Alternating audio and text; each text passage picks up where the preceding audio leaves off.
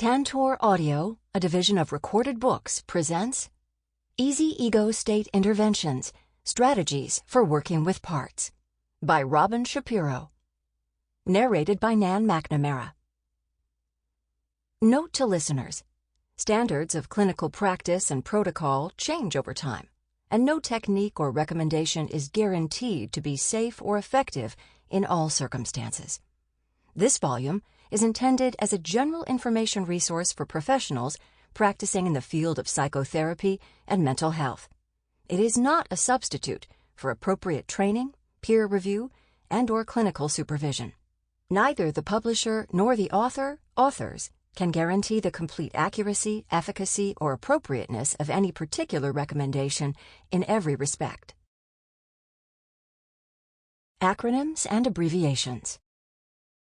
ANP, apparently normal part. CIMBS, complex integration of multiple brain systems. DID, dissociative identity disorder, formerly multiple personality diagnosis. EMDR, eye movement desensitization and reprocessing. EP, emotional part. PTSD, post-traumatic stress disorder. Introduction. If you are new to ego state therapy, welcome to a powerful, flexible therapy. If you are an old hand, I hope you will find some new interventions to add to your therapeutic toolbox. Before we delve into the how-tos and whys of ego state therapy, let me give you an example of a general ego state intervention helpful to a variety of people, especially therapists. If you want to experience it for yourself, shut your eyes occasionally in order to access your own particular states. Go inside. Notice, as you sit deeply into your chair, that you are an adult. As an adult, you have boundaries. You have professional and other skills, and you have a broad perspective. Think of yourself acting competently with clients, paying bills, voting, and behaving as an adult in your relationships. Now go deeper, and as that competent adult, find that small child inside of you. Notice how that child holds your curiosity, your need to elicit love and approval, and for many of you, because you chose this profession, the need to take care of those around you. When you found that little one inside, look at it and feel its gaze coming back to you, and let yourself know if this little one inside deserves to be taken care of, fed, protected, allowed normal sleep, loved, kept around loving people, and everything else a human needs. Will you commit to taking care of this child in you? And will you, as an adult, keep this child back from situations in which you need to be and act like an adult? Good. Now, I want you to imagine walking through a normal day attending to adult things, while taking care of and protecting this child. Make sure this child is fed, hydrated, well slept, and entertained. Make sure that your adult self keeps this child out of situations that call for adult behavior. Walk through letting your adult decide what your boundaries will be with your work, your families, and the needs of all others. When you're ready, hug that child inside. Feel that young heart beating inside your heart, and those little lungs breathing with you. And come back fully to the room and this book. What did we just do? We changed your state by closing your eyes and going inside. We accessed the adult functional part of you, including an adult role. We accessed a child state and normalized some of its functions. We connected the two states. We put the adult state in charge and got its agreement that the child state is its responsibility. Then we delineated those responsibilities. For some of you, we gave a new way to think about self-care and boundaries. And at the end, we integrated the younger part back inside the here and now adult. I learned parts of this exercise in the early 1980s from Tom Negri, Personal Communication, 1981. At that time, I had a passing acquaintance with Sigmund Freud's id, ego, and superego, Freud, 1933, pages 105 to 106, and had read about Eric Berne's, 1964, transactional analysis and its famous 3 circles, P for parent, A for adult, and C for child. Later, I learned the Gestalt 2-chair technique and studied deeply with hypnotherapists, especially David Kaloff, Go Inside, who often called up ego states for therapeutic effect. In the mid-1980s, I started working with my first dissociative identity disorder, DID, client. As I quickly learned, anyone working effectively with DID must respond to ego states. In 1993, I learned eye movement desensitization and reprocessing, EMDR, the powerful trauma therapy which at the time did not address dissociation.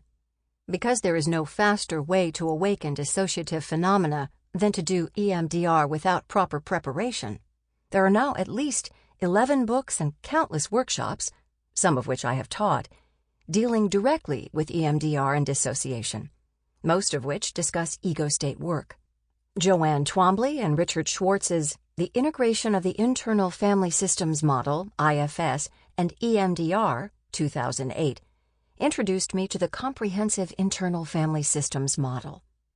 Workshops and online forums at the International Society for Study of Trauma and Dissociation gave me many other tools for working with dissociative individuals. In this book, I want to share the interventions that have worked for my clients that you may not have seen elsewhere. I hope this book is helpful to therapists new to ego state work and to veterans of the modality wanting new interventions to add to their toolbox. Ego state therapy works well with every other therapy that I know about. Explore inappropriate cognitions with examinations of which ages hold them. Enhance the safe, present moment strong adult before exposure to the traumatized younger parts. Expand on the built-in ego states in psychodynamic therapies. Make it possible to do EMDR with the most traumatized and dissociated clients by having the functional parts hold and behold the traumatized ones. Find the brain spot that fits with the age or dissociated part, Grand 2013. And if you have simple trauma or a client who simply needs some new skills, you might not need ego state therapy at all. Many of the interventions in Easy Ego State Interventions are as universal as the example I gave, suitable for garden variety clients with normal developmental issues, such as differentiation from families and peer groups, self-care, and grief. Many of the interventions will also work with clients across the dissociation spectrum, a condition particularly well-suited to ego state work, including clients who suffer trauma and complex trauma. This book offers ego state approaches that work for both client populations, though a thorough discussion of dissociation is beyond the scope of this book. Be aware that when clinicians talk about ego state therapy, they are often talking about dissociative state therapy, not ego state work with garden variety clients. Are they talking about here and now, associated but sometimes younger feeling parts of the self, garden variety ego state work, or reflexively triggered, dissociated separate parts? I discuss both throughout this book. While I discuss dissociation in Chapter 1, Easy Ego State Interventions will not teach you all you need to know about dissociation. For that, I suggest Ego States, Theory and Therapy, Watkins and Watkins, 1997, The Haunted Self, Vanderhart, Nijenhuis, and Steele, 2006, and Coping with Trauma-Related Dissociation, Boone and Steele, 2011. For EMDR practitioners, Healing the Heart of Trauma and Dissociation, Forgash and Copley, 2007. EMDR Toolbox, Theory and Treatment of Complex PTSD and Dissociation, Knipe, 2014. And Neurobiology and Treatment of Traumatic Dissociation Towards an Embodied Self, Lanius and Paulson, 2014. If you have never done ego state work with clients, it may feel odd to ask, "How old does that feel?" or "What part of you holds that thought?" Most clients pause for a moment and answer the question. Some clients, after a session or two of going inside, start giving reports. "My obnoxious teenager came out at a party this weekend.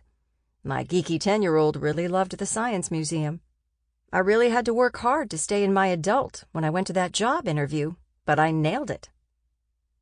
Other clients need more help to understand your questions. I work to find the metaphors about ego states that fit individual clients.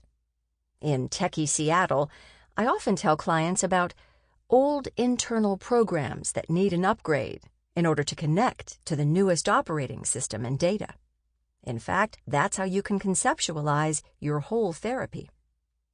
Other clients grasp more organic explanations. For every age and learning situation, we develop neural pathways. We've got them for right now and all our current experiences, and we have them for every age and everything we've learned. Sometimes old pathways arise, and we feel and do things that belong to the past, when the more current ones might work better. This work gives us a way to connect the right now parts of our brain with the back then parts, so that you are feeling and doing what's right for now. Some clients need no explanation. Ask them to go inside and find the age that the feeling belongs to, and they go right there the first time. Some clients, often but not always the most dissociative, resist strongly. "I don't want to do that inner child stuff. I don't have one. Robin, that's woo-woo bullshit." Vanderhart and others, 2006, in their theory of structural dissociation, call this a phobia of their trauma or their parts. My usual response is to switch from asking about parts to asking about states. We don't have to do that right now. When you think about doing that kind of work, what are you feeling inside? Notice I don't ask, "What is your objection?" That question would keep the client in thought. I want them feeling and talking about it. Answers might range from fear to anger, with fear underneath. One person told me that she had previously been diagnosed with DID and didn't want to deal with those parts again. "Gee, thanks for telling me," I didn't say out loud. Most have built big defenses against feeling old, overwhelming emotions. We explore that, referring to the steps of working with structural dissociation. Before we touch any of the old stuff, we're going to build up your here and now adult. When we do deal with the old trauma and old programming, we're going to do it in small pieces and keep you right here, right now, knowing that you're safe while we do it. Once in a great while, you might start with a basic ego state question. Can you go inside and find the age that goes with that fear? And find that your client has switched, doesn't know you, and doesn't know where he is. Don't panic. Take a deep breath, introduce yourself, what you do, and where you both are. If the client looks terrified, let him know that you never hurt anyone. Ask a few questions about his age, his name. It could be different than your client's presenting name, and his circumstances. Let that dissociated part of your client know that you would like to talk to him again. Then say, "You can sleep now, and I want to talk to the part of client's name that first walked into the office." This has surprised me twice in my career, and I have heard from many consultees sometime in frantic in-session phone calls, who have had the same experience. It helps to have done screening for dissociation at the intake, but it doesn't catch everyone. When you have made sure that your client is all there in his most adult self and knows his children's names and his workplace, you can let him go home. Then, you can take a class from the International Society for the Study of Trauma and Dissociation, start reading books about dissociation, and join a new consultation group. Sometimes I teach by showing, not by explaining, and I will offer suggestions of what you might say to your clients. Of course, you will modify everything you say to fit your style and the needs of the client in front of you. Chapter 1, which defines and contextualizes ego state work, will have the most technical material. The chapters that follow discuss specific interventions for specific problems with many case examples. These examples, although derived from actual cases in my practice, are composites. They do not represent transcripts of actual sessions and use fictitious names. They nonetheless exemplify approaches and dialogue I have found effective in my practice. I hope this book will give you new ways to see your clients and new therapeutic skills. I wish you good work and your clients good healing. Part 1. Getting Started with Ego State Work. Chapter 1. Defining and Diagnosing Ego States. Ego states are bundles of neural connections that hold consistent patterns of information, affect, attention, behavior, and sometimes identity, which belong to specific developmental ages or situations. Humans, like other animals, have wiring for all kinds of states. We are wired for waking, sleeping, eating, connecting, playing, showing aggression, curiosity, and when needed, inhibiting those states. Jaak Panksepp, 1998, shows that the neural wiring of a playful rat and a playful human stimulates similar pre-programmed areas of the brain. Daniel Hughes and Jonathan Balin, 2012, explain that infants can develop different neural networks of connection and expectation for the different caregivers in their life. For example, a child might be in a calm, connected state for her calm, nurturing mom, an excited, happy state for her playful, roughhousing dad, and an agitated, distressed state around her abusive big brother. Research shows that the child may move into those states on encountering the person before a new interaction. The neurons in our big brains are constantly preparing us for the future. We have organized neuronal clusters that habitually do, feel, and think, mostly in an unconscious, automatic way. When we have a new experience, do new activities, go to a new place, or feel a strong feeling, our brains start to build connections with the thoughts, emotions, and actions that go with the new experience. If life or conscious practice puts us in the same situation over and over, we develop thousands of thicker, stronger neuronal connections. We have conscious and unconscious programs for most of what we do and much of what we think and feel. Imagine what it would be like if you had to think about every action that goes with driving a car, making coffee, taking a shower, or talking with a friend. While some of us strive for a meditative beginner's mind, imagine the hassles if we actually had one. Every tiny action we take would have to be thoroughly thought through. Babies and other people in the first time ever doing this situation are the only people who do and feel and figure things out without using these internal templates. Even then, internal programs are at work. Therapists rarely need to discuss action systems for daily reactions, activities, and the thousands of habitual modes, preferences, and reflexive opinions that clients have in their lives. Most clients can walk, talk, and read, and get through most of their life activities without therapeutic intervention. But when regular states become compromised by distressing situations, illness, lack of appropriate response from caretakers, a panic attack, a severe traumatic event, or chronic developmental abuse, neuronal connections can solidify into rigid, dysfunctional ego states that pop up to impede optimal current-day functioning. On the more severe end of the spectrum, traumatized or effectively overwhelmed clients may shut down one set of neural responses and start a new set going. Their regulated states may be compromised. Babies, when overstimulated in a positive way, may turn away and blank out for a moment to reset their nervous system.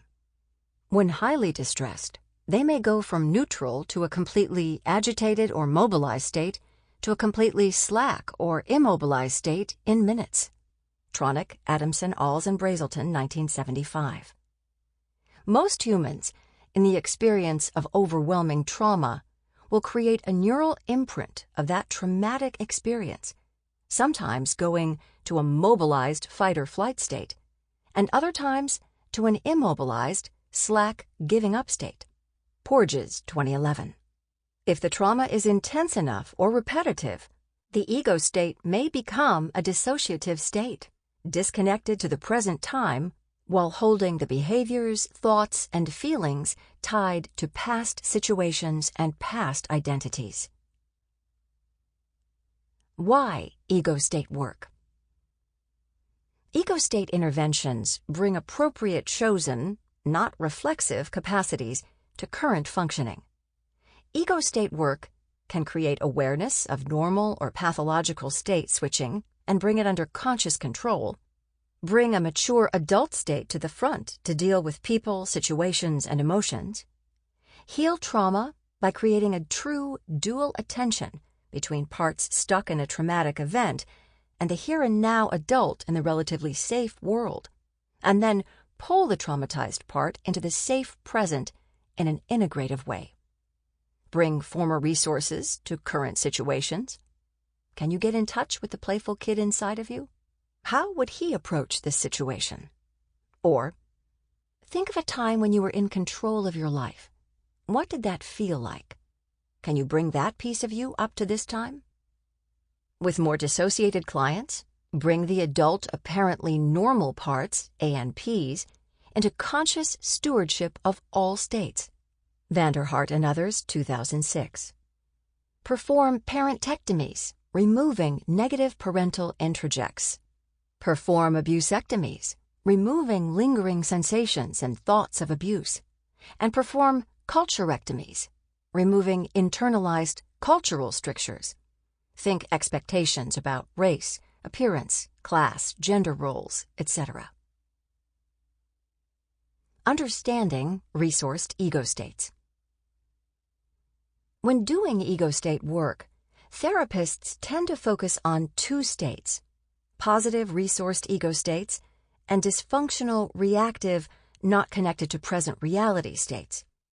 Resourced states can be the grown-up, capable ego states, and, if dissociative, ANPs, apparently normal parts, Vanderhart and others, 2006, that take care of the business of daily life, know where and when they are, and have thoughts and emotions appropriate for what is going on around them.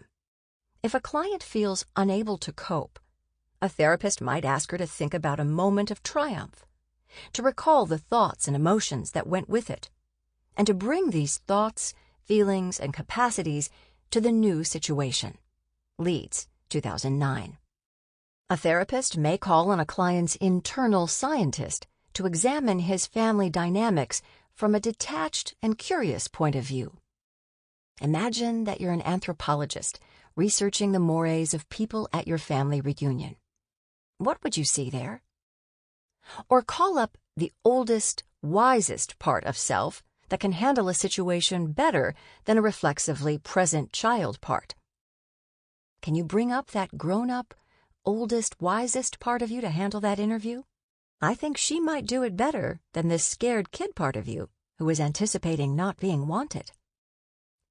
Sometimes the resources come from outside the client, but not outside his experience. Therapists who call for imagined protectors, nurturers, or spiritual figures, Parnell, 2013, Schmidt, 2009, are using external resources.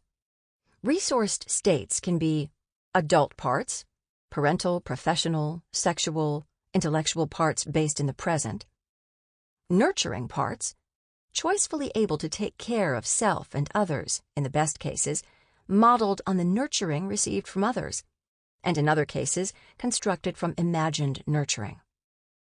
Protective parts, boundary setting, assertive, skilled with conflict, knowing when to run and when and how to fight.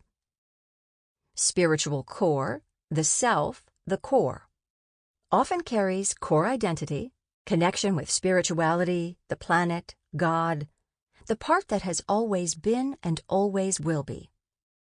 And parts with particular skills needed for current functioning, technical skills, specific knowledge. Understanding dysfunctional ego states. Dysfunctional states are bundled thoughts, emotions, and reactions that are inappropriate for the current time. Think of arguments you have had with your significant other. Did you manage to stay in your most rational and adult self through every argument? Probably not. When you were not in adult mode, you were likely in a not-so-functional ego state, based on other interactions with your family of origin, spouse, or past relationships. Wouldn't it have been great if your calm, compassionate, mature adult self had been in charge of your emotions, words, and actions during every conflict? Distressing events, especially events that feel physically, I'm going to die, or socially, you'll leave me, dangerous, can create strong neuronal clusters that can be triggered in current circumstances. Types of dysfunctional ego states. Parts or states that are not in line with adaptive behavior, emotions, and conceptions about present circumstances may be dissociative, affective, or merely habitual. Mobilized, protective states, Porges 2011. Hyperalert, terrified and ready to run, angry and ready to fight, distinguished from protective resource states by being inappropriate for current circumstances. Immobilized states, Porges 2011. Hopeless, helpless, inert, depressed, shame-filled. Introjects, modeled on the dysfunctional behavior of caregivers or abusers. All of these dysfunctional states manifest as behaviors and feelings better suited to surviving in the past than in the present. Non-dissociative dysfunctional ego states. In the 1980s, when the traffic helicopters flew overhead, my clients who were Vietnam veterans would shift into an alert stance, become very directive or aggressive, and shut down any emotional processing. I learned to say, "Stand down, soldier, and tell me what just happened," in order to have them shift from the functional but not for now states they would be triggered into. They became able to notice when the soldier popped up in current life and when they needed to orient to the present time. The patterns in the soldier were helpful at times of emergencies, but did not work very well in child rearing and conflict resolution at home or at work, or in dealing with their own or anyone else's emotions.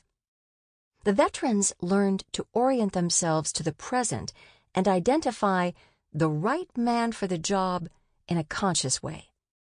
Most often, therapists work with child states that pop up in adult situations.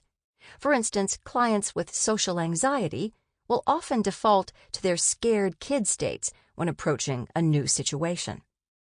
I ask, how old is that kid that's terrified to go to that meeting?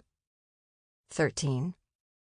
What does your adult know that that kid doesn't? I know that people like me, that I know what I'm doing and how to present myself. Which part of you is better equipped to be at that meeting? The adult. So which part of you are you sending to the meeting? I know. I'm sending my grown-up, and remembering that I am one. What happens to the kid part? Sample complete. Ready to continue?